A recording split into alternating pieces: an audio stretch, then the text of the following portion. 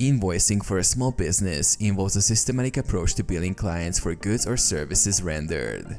Here's a streamlined process to create invoices effectively. Customer information.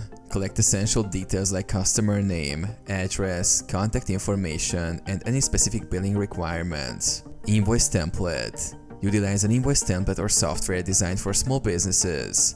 Templates typically include fields for invoice number, issue date, due date, itemized list of products or services, quantities, rates, taxes, and total amount due.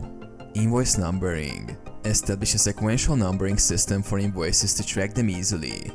Include prefixes or codes if needed for categorization. Itemize products or services. List each product or service provided with clear descriptions, quantities, unit prices, and any applicable taxes or discounts. Payment terms. Specify clear payment terms, including the due date and acceptable payment methods. Send the invoice. Send the invoice promptly after completing the work or delivering the product. Use email for electronic delivery or print and mail it if necessary. Follow up. Monitor invoice status and follow up on overdue payments politely but promptly. Use accounting software or a spreadsheet to track payments. Record keeping. Maintain organized records of all invoices issued and payments received for accurate financial reporting and tax purposes.